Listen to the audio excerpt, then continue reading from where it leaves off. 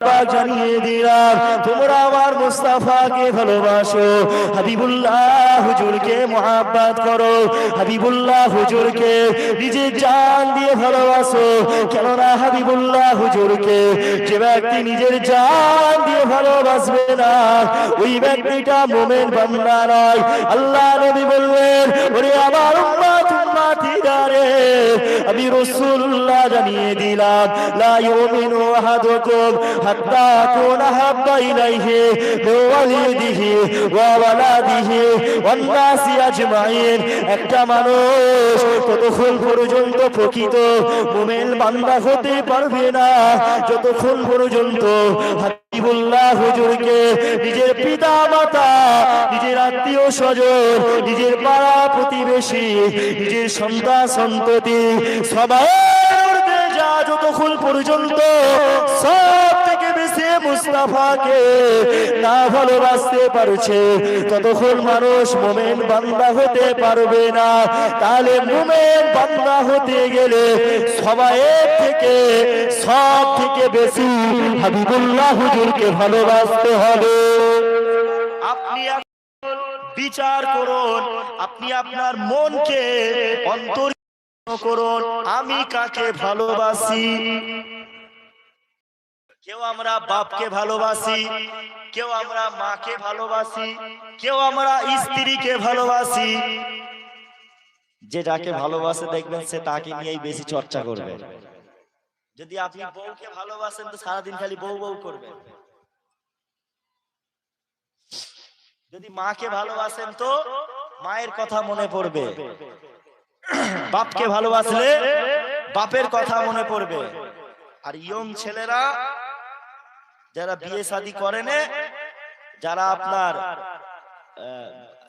প্রেম ভালোবাসা করে, ওরা খালি গার্লফ্রেন্ডের কথাই মনে পড়বে, ঠিক না? সকালবেলায় ঘুম থেকে উঠবে, কলগেট বিরাজ না করে আগে গার্লফ্রেন্ডের সাথে কথা। চা খেতে খেতে, দুপুর বেলায় ভাত খেতে খেতে কথা, কাজ করতে করতে কানে বল্টু গুজে কথা, রাত্রে বেলায়। মানে আপনি যাকে বেশি ভালোবাসবেন তাকে নিয়ে আপনার একটু বেশি ভাবনা চিন্তা হবে।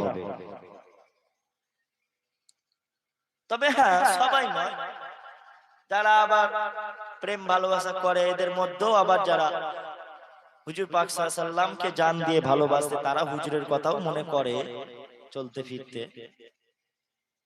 তবে আপনি যাকে বেশি ভালোবাসবেন আপনার সব থেকে বেশি তার কথা মনে পড়বে। যদি আপনি মুমিন হন তো সকালবেলায় আপনার মুস্তাফার কথা মনে পড়বে।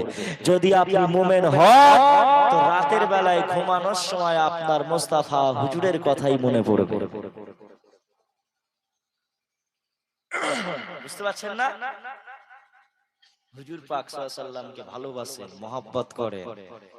এখন আপনার আমার ঈমানটাকে মজবুত করতে হবে, করে আমাদেরকে ঈমান মজবুত করে আমল করতে হবে। যদি আপনি ঠিকঠাক ভাবে নামাজ নাও পড়তে পারেন, অন্তত ঈমানটাকে মজবুত করেন। যখন ইসলামের বিরুদ্ধে কিছু কাজ হবে সেটার বিরুদ্ধে আপনি রুখে দাঁড়ান, এটা আপনার ঈমানি দায়িত্ব।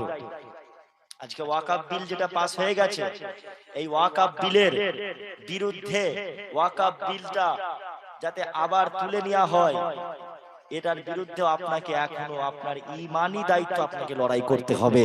না হলে এমন একটা দিন আসবে যখন আপনি আপনার কবরস্থানে, আপনার নিজের কবরস্থানে আপনি নিজের লাশের মাটিটাও আপনি পাবেন না। আপনি মারা যাওয়ার পরে আপনার লাশকে শ্মশানে গিয়ে ফেলে দিয়ে আসতে হবে, নদীতে গিয়ে ফেলে দিয়ে আসতে হবে। আপনার কবরস্থানে আপনি মাটির জায়গা পাবেন না। কথা বুঝতে পারছেন না? বিল পাস হওয়ার পরের দিনকেই তো উত্তরপ্রদেশে একটা 300 একরের বিরাট জমি বুলডোজার দিয়ে যোগী আদিত্যনাথ পুরো ধ্বংস করে দিল। দিয়ে দেখা যাবে ওই জায়গা দখল করে ওই জায়গাটায় কোনো ফ্যাক্টরি ইটা ওটা কোনো ইটা ওটা কোনো জিনিস করবে। বুঝতে পারছেন না?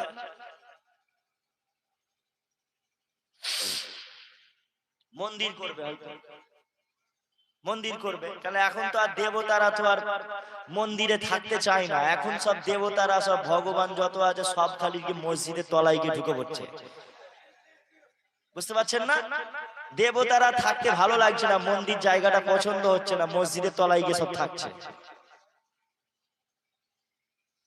আমরা কোন হিন্দু ভাইয়ের বিরোধী নয়, কোন হিন্দু ভাইদের সাথে আমরা খারাপ আচরণ করব এটাও আমার ইসলাম শিক্ষা দেয় না, কিন্তু আমরা বলতে বাধ্য। এই যে মুর্শিদাবাদে আপনার ওয়াকাফ বিলের নিয়ে প্রতিবাদে, ওয়াকাফ বিলের প্রতিবাদে নামার পরে মুর্শিদাবাদের জমিনে যে দাঙ্গাটা হলো দেখেছেন? কে কে দেখেছেন? মালদা মুর্শিদাবাদে দাঙ্গা হচ্ছে, দেখেছেন তো? এই যে দাঙ্গাটা লাগালো কারা? জোরে বলে, কে লেগেছে? RSS, BJP. এই মুর্শিদাবাদের দাঙ্গাতে আপনার আরএসএস বিজেপি লোকেরা বহিরাগত, আজকে এই ভিডিও দেখছিলাম ধুলিয়ান বলে যে জায়গাটায় মুর্শিদাবাদে মানুষের ঘর বাড়ি পুরানো হয়েছে, দোকানপাট লুটা হয়েছে, দোকানপাট ভাঙা হয়েছে, এই সমস্ত ভাঙার পিছনে ওইখানের স্থানীয় বাসিন্দারা বলছে, ওই ধুলিয়ানের বাসিন্দারাই বলছে, হিন্দু ভাইরা মুসলিম ভাইরা তারা বলছে আমাদের এই ধুলিয়ানে যে আপনার গন্ডগোলটা হয়েছে, দাঙ্গা হয়েছে, এর পিছনে স্থানীয় কোনো লোক ছিল না, সব বহিরাগত, আমরা চিনি না। বাইরে থেকে লোক এলে, বাইরের রাজ্য থেকে লোক এলে আমার পশ্চিম বাংলার মাটিকে অশান্তির মাটি করতে চাইছে এই আরএসএস এর লোকেরা, এই বিজেপির লোকেরা। তবে বলে রেখে দেবে যে বিজেপির লোকেরা, যে আরএসএস এর লোকেরা আমার পশ্চিম বাংলার মাটিতে এমন করে আপনার দাঙ্গা সৃষ্টি করতে চাইছে, এই যে দাঙ্গা করাচ্ছে, এরা যে আগুন লাগাচ্ছে, এরা নিজেরাই এমন একটা সময় আসবে এরা নিজেরাই ক্ষতিগ্রস্ত হবে, এরা নিজেরাই ক্ষতিগ্রস্ত হবে। বুঝতে পারছেন না? মানুষ যখন বুঝবে, মানুষ বুঝে গেছে। শুভেন্দু অধিকারী কখনো ভালো চাই না, কি বলছে বিজেপির নেতা কি ভোলানাথ মজুমদার না কি নাম গো, সুকান্ত মজুমদার, হ্যাঁ সুকান্ত মজুমদার, আর একটা কি আছে গাধা সিং নাকি, কি সিং, অর্জুন সিং, ও গাধা সিং নয়, ও যাই হোক অর্জুন সিং বলছে বাইরের রাজ্য থেকে মানুষ নিয়ে এসে মুর্শিদাবাদের মাটিতে ওরা লড়াই করবে, ওরা নদিয়াতে মুসলমানদেরকে মারবে। এই কি ভোলাকান্ত মজুমদার, সরি কি মজুমদার, সুকান্ত মজুমদার, সুকান্ত মজুমদার বলছে নদিয়া জেলায় হিন্দু বেশি, হিন্দু ভাই বেশি, এই নদিয়ার জমিনে মুসলমানদের মারবে। আরে বুঝে নাও, আমার প্রত্যেকটা হিন্দু ভাইদেরকেও বলছি, সোশ্যাল মিডিয়ার মাধ্যমে বা আওয়াজ যারা পাবে সোশ্যাল মিডিয়ার মাধ্যমে স্পষ্ট বলে দিয়ে যাচ্ছি, এই আরএসএস এর লোকেরা, এই বিজেপির লোকেরা আপনাকে উস্কানি দিচ্ছে, আপনাকে উস্কানি দিয়ে এরা এসি ঘরে ঢুকে যাবে। আর মুর্শিদাবাদের মাটিতে যেই দাঙ্গাটা হয়েছে, মারামারি হয়েছে, ওই হিন্দু মুসলমানের মারামারির পিছনে মুসলমানও হত্যা হয়েছে, মুসলমানও নিহত হয়েছে, এমন করে হিন্দু ভাইও নিহত হয়েছে। এই নিহত হওয়ার পিছনে আরএসএস বিজেপির লোকেরাই বাইরের রাজ্য থেকে লোক দিয়েছে পশ্চিম বাংলার মাটিকে অশান্তি করে আপনার এরা রাজনীতি করতে চাইছে। সাধারণ জনগণ মরবে, সাধারণ জনগণ মানুষ মার খাবে, আর নেতারা গায়ে এসি লাগিয়ে হাওয়া খাবে। তারপরে বাইরে বেরিয়ে এসে সোশ্যাল মিডিয়ায় দুটো মিডিয়া সামনে এসে বলবে হ্যাঁ আমাদের হিন্দু ভাইদের উপরে অত্যাচার হলো, মারলো, দোকানপাট ভেঙে দিল, ঘর বাড়ি ভেঙে দিল, উস্কানি দিচ্ছে। ভণ্ডামি আর চলবে না। মানুষ বুঝে গেছে ওই নেতাগুলো ওরা লড়াই করবে না, ওরা গিয়ে লড়াই করবে না, আপনার হয়ে পাশে থাকবে না। ওরা সব ওই মারামারি দাঙ্গা হয়ে যাবে, হয়ে যাওয়ার পরে সোশ্যাল মিডিয়ায় ওদের তো আর আপনার আমার মতন খোলা মাঠে গোল দেয় না, ওরা বডিগার্ড নিয়ে ঘুরে। বুঝতে পারছেন না? ওরা বডিগার্ড নিয়ে ঘুরবে আর আপনি আমি সাধারণ জনগণ মার খাবো। কবে বুঝবে হিন্দু ভাইয়েরা, কবে বুঝবে আমার মুসলমান ভাইয়েরা, কবে বুঝবে? মুসলমান সেজে মাথায় টুপি দিয়ে পাঞ্জাবি পরে আপনার এই ওয়াকাফ বিলের প্রতিবাদের মিছিলে বিজেপি আরএসএস এর লোকেরা চক্রান্ত করে অন্য বেধর্মিক মানুষকে ঢুকিয়ে দিয়ে আপনার দাঙ্গা লাগাতে চাইছে। বুঝতে পারছেন না?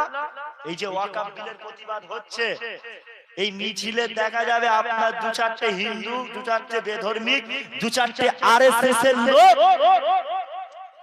তবে আমি সব জায়গায় বলি একটা কথা, তারা প্রকৃত হিন্দু তারা কিন্তু আরএসএস নয়। যারা হিন্দু, যারা প্রকৃত হিন্দু হবে তাদের কাছে মুসলমান কখনো দুশ্মন হবে না। একটা মুসলমান কখনো একটা হিন্দুকে শত্রু ভাবতে পারে না। ইসলাম তোমাকে শিক্ষা দেয় রে। ইসলাম বলেছে দীনুকুম ওয়ালিয়া দীন, তুমি তোমার ধর্ম পালন করো, আমাকে আমার ধর্ম পালন করতে দাও। আল্লাহ রাসূল সাল্লাল্লাহু আলাইহি ওয়াসাল্লামের কাছে এজন্য দিনেরাও যখন আসতো হুজুর কারোর সাথে খারাপ আচরণ করত। হুজুর কাফের বেদিনদের সাথেও ভালো আচরণ করত। বুঝতে পারছেন না? ভালো আচরণ করে তাদেরকে বিদায় দিতেন। এজন্য কোন হিন্দু ভাইদের সাথেও আমাদের খারাপ আচরণ করা যাবে জোরে বলে। তবে আমাদেরকে প্রস্তুতি থাকতে হবে, আমরা লড়াই করব হিন্দু ভাইদের সাথে নয়, আমরা লড়াই করব আরএসএস এর লোকেদের সাথে, বিজেপির লোকেদের সাথে। ওই যে বললাম কোন হিন্দু, প্রকৃত হিন্দু আরএসএস বিজেপি করবে না, জানে তো, দেখছে তো সব। বিজেপির নেতারা কি চাইছে?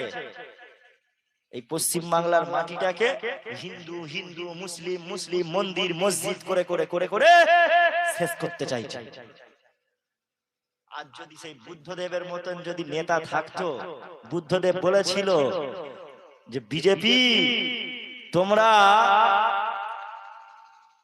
পশ্চিম বাংলার মাটিতে হিন্দু মুসলিম করে রাজনীতি করবে, তোমাদের আমরা এই রাজনীতি করতে দেবো না, তোমাদের মাথা ফাটিয়ে দেবো। বুদ্ধদেব বাবু বলেছে, বলেছিল না? হ্যাঁ বলেছে। সেই রকম নেতা আর পাওয়া যাচ্ছে না। এখন ওয়াকাফ বিলের নিয়ে প্রতিবাদ হচ্ছে, আপনি বলছেন আপনি ওয়াকাফ বিলের বিরুদ্ধে, মুসলমানদেরকে আপনি সাপোর্ট করছেন। সাপোর্ট করে আজকেই দেখলাম শিয়ালদাতে যে প্রতিবাদ সভা হলো, ওই সভাতেই বহু মানুষের মাথা ফাটিয়ে দিয়েছে। আসলে এরা ওয়াকাফ বিলের বিরুদ্ধে, ওয়াকাফ নিয়ে এরাও মাঠে নেমেছিল, ময়দানে প্রতিবাদ করতে নেমেছিল। এদেরকেও কিছু পুলিশ, কিছু নেতারা রুখতে চাইছে। তাহলে আপনি কিভাবে বলছেন আপনি মুসলমান দরদি? কেউ মুসলমান দরদি নয়, মুসলমানদেরকে শুধু ইউজ করা হচ্ছে, ব্যবহার করা হচ্ছে। কি বুঝতে পারছেন না? মুসলমানদের ব্যবহার করা হচ্ছে। সবাই আসলে আপনাকেও মারবে,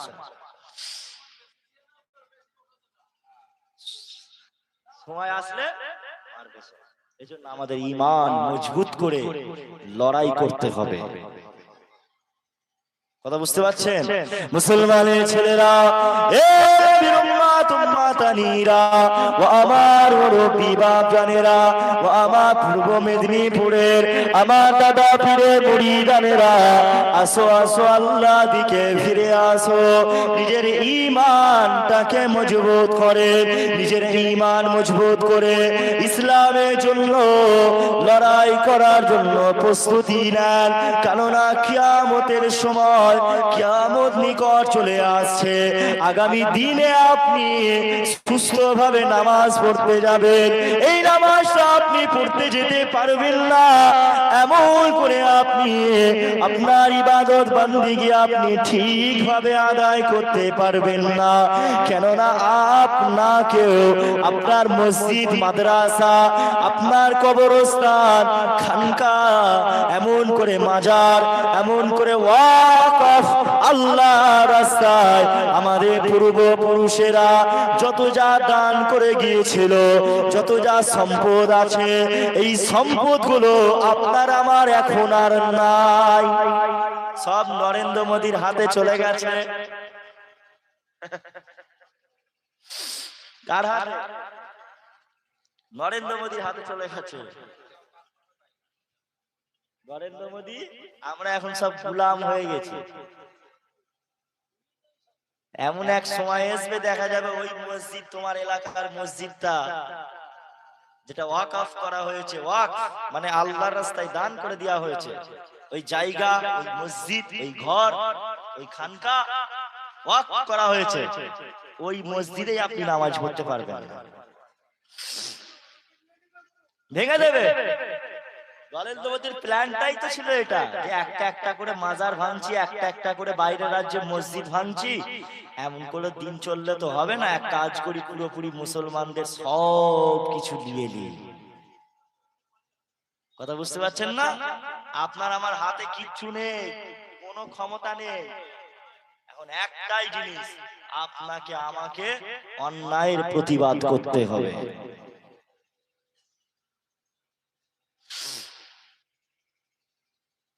ও মুসলমানের ছেলেরা, ও আমার নবী আদরের উম্মত উম্মাতানিরা, আল্লাহ দিকে ফিরে আসুন, নামাজ পড়ুন, আল্লাহকে ভালোবাসুন, আল্লাহকে মুহাব্বত করুন, আল্লাহর ইবাদত বন্দেগী করুন। কেননা আল্লাহ পাক জানিয়ে দিয়েছে, ওয়াইজ কুল্লা লিল মালাইকাতি ইন্নী জাইলুন ফিল আরদি খলিফা, আমি আল্লাহ পাক খলিফা সৃষ্টি করব, আমি আল্লাহ পাক প্রতিনিধি সৃষ্টি করব। আমার বান্দা বান্দিরা, আমার ফেরেশতারা, আমি আল্লাহ পাক আদম আলাইহিস সালামকে সৃষ্টি করব। আল্লাহর ফেরেশতারা বলেছিল, ক্বালু আতাজআলু ফিহা মান ইউফসিদু ফিহা ওয়া ইয়াসফিকু দিমা। আল্লাহ পাক আপনি আদম সন্তান বানাবেন না, আপনি আদম সন্তান সৃষ্টি করবেন না। কেননা আদমের সন্তানেরা এরা দুনিয়া জমিনে গিয়ে আপনার ইবাদত বন্দেগী করবে না। ও রব্বি আল্লাহ, আর আপনি আদম সন্তানদের বানাবেন না, এরা দুনিয়া জমিনে গিয়ে মারামারি করবে, কাটাকাটি করবে, ফিতনা ফাসাদ করবে, আল্লাহ পাকেরা খুন খারাপি করবে। আজকে আমাদের মুসলমান নিজেরাই খুন খারাপি করছে, ভাই ভাইয়ের মাথা ফাটিয়ে দিচ্ছে, বাপ ছেলের মাথা ফাটিয়ে দিচ্ছে। রাজনীতি যখন ভোটের সময় আসে, কে টিএমসি করে, কে আইএসএফ, কে সিপিএম, কে কংগ্রেস, এই নিয়ে মারামারি। বাপ যদি আইএসএফ করে, ছেলে যদি টিএমসি করে, বাপের সাথে ভোটের সময় মিল থাকে না। চাচা ভাইপো যদি আইএসএফ, চাচা যদি আইএসএফ করে, ভাইপো যদি টিএমসি করে, সিপিএম করে, কংগ্রেস করে, চাচা ভাইপো মিল থাকে না। ঝগড়া শুরু হয়ে যায় দেখুনি ভোটের সময়। পাশের বাড়ি যার সাথে তোমার দুদিন আগে ভালো সম্পর্ক ছিল, ভোটের দিন আসলে কিলাকিলি শুরু। আল্লাহর ফেরেশতারা ঠিক বলেছে, আল্লাহ আপনার এই মানুষ, আপনি মানুষকে সৃষ্টি করবেন তো? আমাদের আদি পিতার নাম কি? আদম আলাইহিস সালাম। এই জন্য ফেরেশতারা বলেছিল, আল্লাহ এই আদমকে যখন সৃষ্টি করবেন, আদমের সন্তানেরা আপনার ইবাদত করবে না, ওরা শুধু খুন খারাপি করবে, দাঙ্গা করবে, মারামারি করবে। আদম সন্তান মানুষকে আপনি সৃষ্টি করবেন না। আল্লাহ পাক আবার বলতে লাগলেন, আল্লাহর ফেরেশতারা বলেছিল, ওয়া নাহনু নুসাব্বিহু বিহামদিকা ওয়া নুকদ্দিসু লাক। ও রব্বি আল্লাহ, আমরা ফেরেশতারা আপনার তাসবিহ তাহলিলে যথেষ্ট আছি। আমরা ফেরেশতারা আপনার ইবাদত বান্দেগি করি। আল্লাহ পাক কেন খালি খামাকায় আপনি মানুষকে সৃষ্টি করবেন?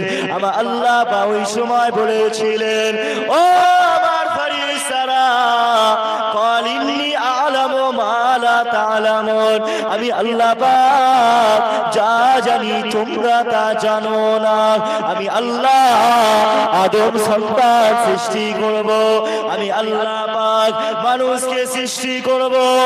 আর এই মানুষেরা আমি আল্লাহ পাক আমার ইবাদত করবে, আমি আল্লাহ পাক আমার তাসবিহ তাহলিল পাঠ করবে। আমার বান্দারা যত গুনাহ করুক না কেন, যতই গুনাহ করুক না কেন, আমার বান্দা বান্দির গুনাহটা যদি পাহাড় পার পরিমাণ হয়ে যায়, আমি আল্লাহ পাক আমার বান্দা বান্দির সমস্ত গুনাহ খাতা আমি আল্লাহ ক্ষমা করে দেব। সব গুনাহ মাফ করে দেব আমার বান্দারা যদি আমি আল্লাহ আমার দরবারে একটু তওবা করে মাপ চাই। কথা বুঝতে পারছেন না? ইবলিস শয়তান আল্লাহকে বলেছিল, আল্লাহ আপনার বান্দাদেরকে আমি জাহান্নামে নিয়ে যাব ধোঁকা দিয়ে। আল্লাহ বলল, ইবলিস তুই জাহান্নামে, তুই আমার বান্দাদেরকে যতই ধোঁকা দিস, মৃত্যুর সময় পর্যন্ত যদি আমার বান্দাটা যদি তওবা করে, আমি আল্লাহ সমস্ত জীবনের গুনাহ মাফ করে দেবো। জোরে বলে আল্লাহর দয়া, আল্লাহর মায়া সব থেকে, পৃথিবীর সব থেকে বেশি এত দয়া এত মায়া আর কারোর নাই। রহমান আল্লাহ কখনো চাই না আমার বান্দাটা জাহান্নামী হয়ে যায়। আমার আল্লাহ চাই আমার বান্দা জান্নাতি হোক। কথা বুঝতে পারছেন না? ও মুসলমানের ছেলেরা, ও আমার নবী আদরের উম্মত উম্মাতিরা, আমার আল্লাহ বাবা বললেন, ওরে আমার বান্দা বান্দিরা রে, আমি আল্লাহ পাক মানুষ জাতি সৃষ্টি করেছি, আমি আল্লাহ মানুষকে বানিয়েছি, আমি আল্লাহ পাক সর্বশ্রেষ্ঠ করেছি, আমি আল্লাহ পাক সব থেকে আলা করেছি। মানুষের সম্মান আমি আল্লাহ সব থেকে বৃদ্ধি করেছি। কেননা আল্লাহ পাক বললেন, ওয়ালাকাদ কাররামনা বানি আদম, আমি আল্লাহ পাক আদম সন্তানদের মর্যাদা সব থেকে আলা করেছি। মুসলমান আমাদের সম্মান আল্লাহ পাক সব থেকে আলা করলেন, আবার আল্লাহ পাক আমাদের শ্রেষ্ঠ করলেন, আবার আল্লাহ পাক আপনাকে আমাকে আল্লাহ পাক সুন্দর করে বানালেন। আপনারা একটু হিসাব বিচার করেন, গরু দেখতে সুন্দর না মানুষ দেখতে সুন্দর? কে দেখতে সুন্দর? মানুষ দেখতে সুন্দর।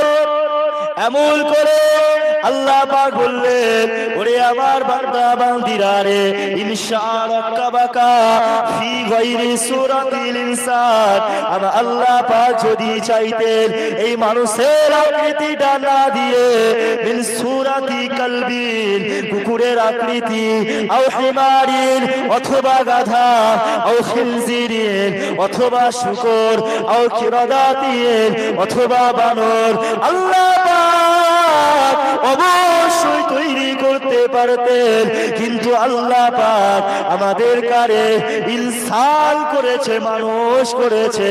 আল্লাহ পাক কুকুর করলেন না, আল্লাহ পাক আমাদের শূকর করলেন না, আল্লাহ পাক আমাদের ছাগল করলেন না, আল্লাহ পাক মানুষ করে পাঠালেন একটাই উদ্দেশ্যে, আমার বান্দারা আমি আল্লাহ পাক আমার ইবাদত বন্দেগী করবে, আমি আল্লাহ পাক আমার তাসবিহ তাহলিল পাঠ করবে, আমি আল্লাহ পাক আমার হুকুম মোতাবেক চলবে। আবার আল্লাহ পাক বললেন লাকাদ খালাকনাল ইনসানা ফি আহসানি তাকওয়িম, আমি আল্লাহ মানুষকে সুন্দর করে নকশা দিয়ে ডিজাইন করে আমি আল্লাহ পাক বানিয়েছি একটাই উদ্দেশ্যে, আমার বান্দারা আমি আল্লাহ পাক আমার তাসবিহ তাহলিল পাঠ করবে। আল্লাহ পাক বললেন ওরে আমার বান্দা বান্দিরা রে, আমি আল্লাহ পাক বান্দা তোদের হাতে দরকার, আমি আল্লাহ পাক হাত দিয়েছি, বান্দা তোদের পায়ে দরকার, আমি আল্লাহ পা দিয়েছি, বান্দা তোদের চোখে দরকার, আমি আল্লাহ পাক চোখ দিয়েছি, বান্দা আমি আল্লাহ পাক তোদের কাল গোটা বডিটা দিলাম, এই গোটা বডির মধ্যে বান্দা এমন একটা জায়গা আছে, এমন একটা অংশ আছে যেটা কেবলমাত্র আমি আল্লাহ আমার জন্য রেখেছি। বান্দা তোদের পেশানি বলে যে জায়গাটা, বান্দা তোদের কপাল বলে যে জায়গাটা, ওই জায়গাটা কেবলমাত্র আমি আল্লাহ পাক আমার জন্য রেখেছি। বান্দা এই কপালটা কোনো পীরের বাজারে, কোনো ওলি আল্লাহ দরবারে, কোনো রাজা বাদশাহ, কোনো নেতা মন্ত্রী, কোনো ক্ষমতাশীল ব্যক্তি কারোর কাছে কপালটা নিচু করা যাবে না। বান্দা এই কপালটা নিচু করে কোনো মানুষের কাছে সিজদা করা যাবে না। বান্দা এই কপালটা আমি আল্লাহ পাক আমার জমিনে বান্দা মাথাটা নিচু করে বান্দা সুবহানা রাব্বিয়াল আলা, সুবহানা রাব্বিয়াল আলা, সুবহানা রাব্বিয়াল আলা তাসবিহটা পাঠ করবি। বান্দা আমি আল্লাহ পাক তোদের জীবনের সমস্ত সগীরা সগীরা গুনাহগুলোকে আমি আল্লাহ পাক ক্ষমা করে দেব।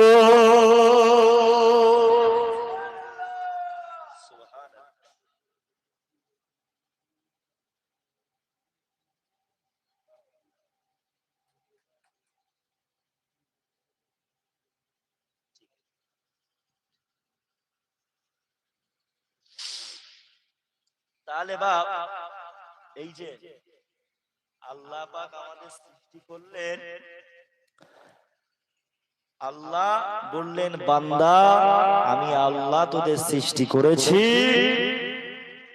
আমার ইবাদত কর, তোরা যখন সেজদা করবি আমার জমিনে আমি আল্লাহ ক্ষমা করে দেব।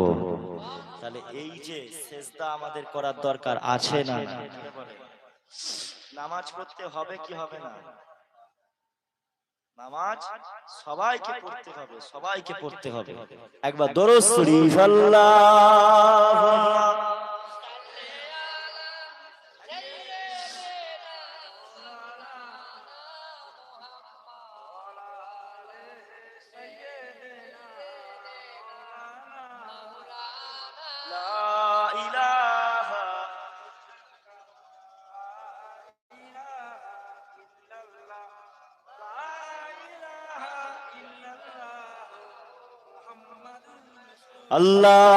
আল্লাহুম্মা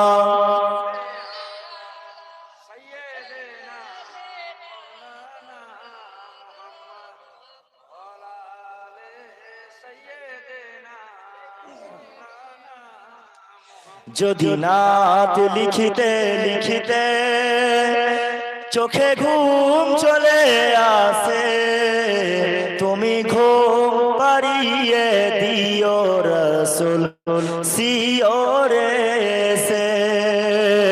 যদি নাত গাইতে গাইতে চোখে ঘুম চলে আসে, তুমি ঘুম পাড়িয়ে পাড়িয়ে দিও রসুল স্বপনে সে। আমি সব গাথি গানে তোমার ভাবনায়, কত সুর মেখে যে তারে মনে মতো সাজায়। যদি মনেরই মতন গাথা মনের মতো না হয়, মনের মতো সাজিয়ে দিও হে রাসূল আমায়। যদি রাত লিখিতে লিখিতে চোখে ঘুম চলে আসে, তুমি ঘুম পাড়িয়ে দিও রসুল স্বপনে সে। কভুলে কারু ফাঁকে যদি ডাকে তোমার হৃদয়, তুমি নূর মদিনা ছাড়ি আসবে কি গো নিশ্চয়। যদি রাখো সত্যি সত্যি চরণ পাপীর ঘরে, জীবন কাটিয়ে দেব রসুল আপনার চারিপাশে। যদি নাত লিখিতে লিখিতে চোখে ঘুম চলে আসে, তুমি ঘুম পাড়িয়ে দিও রসুল স্বপনে সে। তুমি ঘুম পাড়িয়ে দিও রসুল কাছেতে সে। আল্লাহুম্মা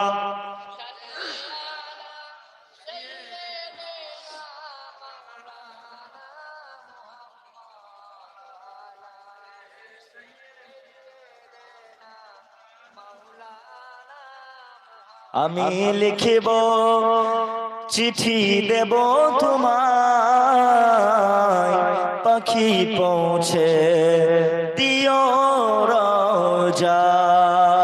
আমি লিখিব চিঠি দেব তোমায়, পাখি পৌঁছে দিও রোজায়।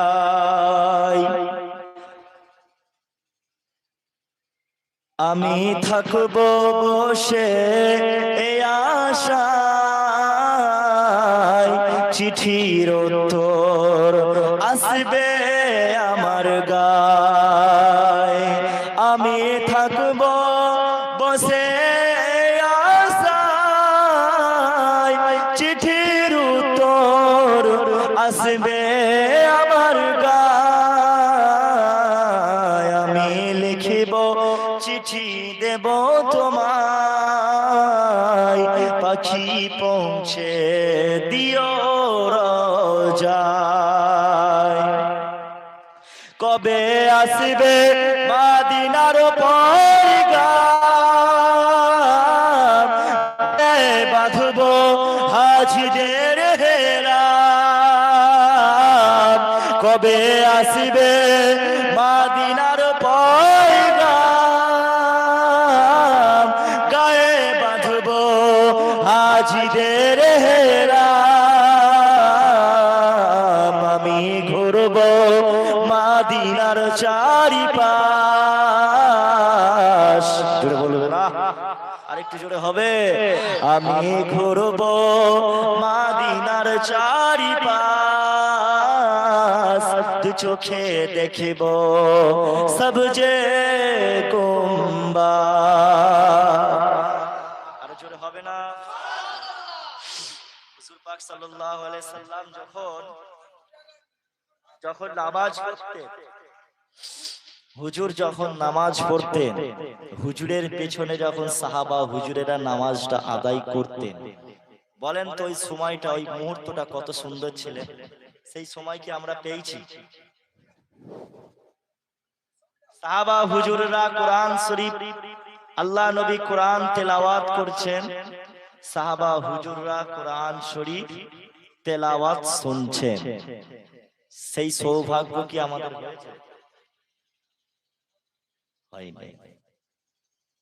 হুজুরের তেলাওয়াত এতই সুন্দর ছিল, আবু জেহেল উঁকি মেরে মেরে শুনতো, আরে পেতে শুনতো। মুস্তাফা হাবিবুল্লাহ মুহাম্মদ সাল্লাল্লাহু আলাইহি ওয়াসাল্লাম কোরআন তেলাওয়াত করছে, জোরে বলুন সুবহানাল্লাহ। এত সুন্দর তেলাওয়াত ছিল হুজুরের। তাহলে সেই হুজুর পাক সাল্লাল্লাহু আলাইহি ওয়াসাল্লামকে আমরা দেখিনি, আমরা না দেখেই হুজুরকে ভালোবাসি। এজন্য আমার রাসূল বললেন, আমার সাহাবারা, আমি রাসূলুল্লাহ আমার ওই সকল উম্মত উম্মতিদের সবথেকে বেশি ভালোবাসি যারা আমি নবী আমাকে না দেখেই আমার জন্য জান কুরবান করে দেবে। জোরে বলো। আমরা হুজুরকে না দেখে হুজুরকেই ভালোবাসি। এটাই তো আমাদের ঈমান, এটাই তো আমাদের ঈমান। মুসলমানের ছেলেরা, ও উম্মত উম্মাতানিরা, আমার মুরব্বি বাজানেরা, আল্লাহর দিকে ফিরে আসো, নামাজ পড়ো, মুস্তাফা হুজুরকে ভালোবাসো। হাবিবুল্লাহ হুজুর যে কথাটা বলেছিল ওই কথাগুলো মেনে চলো। সাউন্ড বোঝা যাচ্ছে তো পরিষ্কার? সাউন্ড ক্লিয়ার আছে তো? ভ্যালবার করে না তো আবার? মুস্তাফা হুজুর সাল্লাল্লাহু আলাইহি ওয়াসাল্লাম, হুজুরের আমরা উম্মত, আমরা হলাম সর্বশ্রেষ্ঠ নবীর শ্রেষ্ঠ উম্মত। আল্লাহ পাক আমাদের মর্যাদা আল্লাহ পাক সব থেকে আলা করেছে। ও যুবকেরা, ও আমার মুরব্বি বাজারেরা, আল্লাহ পাক কতটা আলা করেছেন দেখেন। হযরতে জিবরাইল আলাইহিস সালাম, হযরতে জিবরাইল আলাইহিস সালাম আল্লাহ পাককে বলছে, ও রাব্বি আল্লাহ, আপনার বান্দা বান্দিরা, আপনার বান্দারা কোন কাজটা করলে পারে আপনি সব থেকে বেশি খুশি হন? আপনার বান্দারা কোন আমলটা করলে পারে আপনি সব থেকে বেশি আনন্দিত হন? বান্দা বান্দির কোন আমলটা আপনি সব থেকে বেশি পছন্দ করেন? আল্লাহ পাক ওই সময় জিবরাইল আলাইহিস সালামকে বলতে লাগলেন, ও হযরত জিবরিল আমিন, আমি আল্লাহ পাক আমার বান্দারা যখন এমন করে আমি আল্লাহ আমার জমিনে সেজদা করে, আমি আল্লাহ পাক আমার বান্দার উপরে খুশি হয়ে যায়। আমার বান্দারা যখন সেজদা করে আমি আল্লাহ খুশি হয়ে যাই।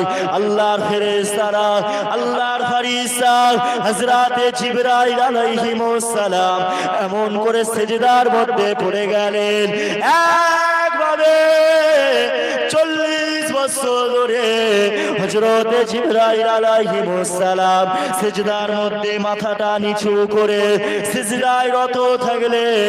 আমার আল্লাহ পাক হযরতে জিবরাইল আলাইহিস সালাম 40 বছর সিজদা দেওয়ার পরে হযরতে জিবরাইল আলাইহিস সালাম সিজদা থেকে মাথা খাড়া তুললেন।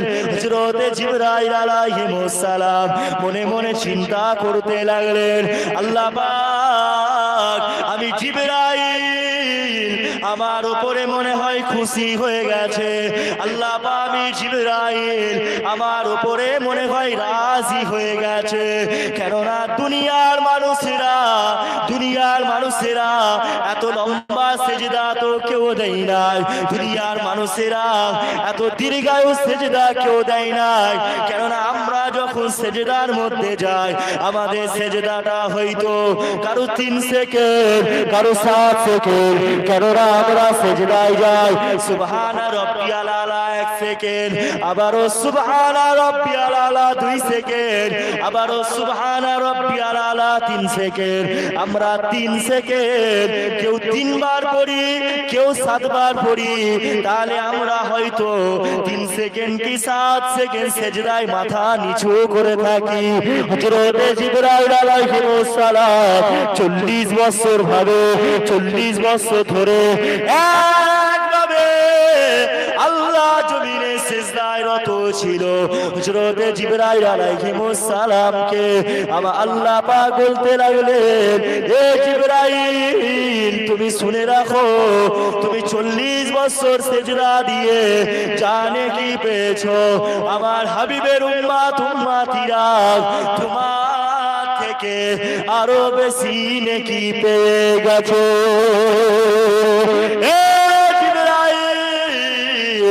আমার হাবিবুল্লাহর উম্মতিরা তাদের সিজদা 3 সেকেন্ড 7 সেকেন্ড হবে।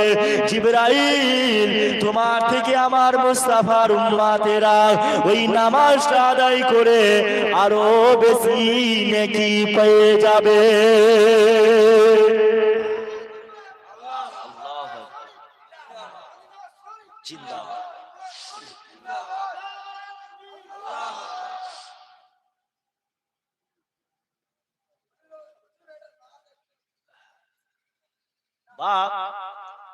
তাহলে কি বললাম, জিবরাইল আলাইহিস সালাম কত বছর সিজদা দিয়েছে?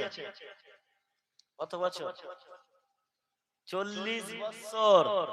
আর তুমি আমি সিজদায় গেলে তো সুবহানা রাব্বিয়াল আলাটাই ঠিকভাবে পড়ি না, অনেক মানুষ আছে, বুঝতে পারছো? তোমার আমার সম্মান কার খাতিরে, এত মর্যাদা কার? একমাত্র মুস্তাফার জন্য। জোরে বলুন সুবহানাল্লাহ। হুজুরের জন্য আমাদের সম্মান, হুজুরের জন্য আমরা হলাম সর্বশ্রেষ্ঠ। আমরা সর্বশ্রেষ্ঠ মানুষ, আমরাই আবার সর্বশ্রেষ্ঠ উম্মত। আর কেননা অন্যান্য নবীর উম্মতেরা তো কেঁদেছিল, আল্লাহ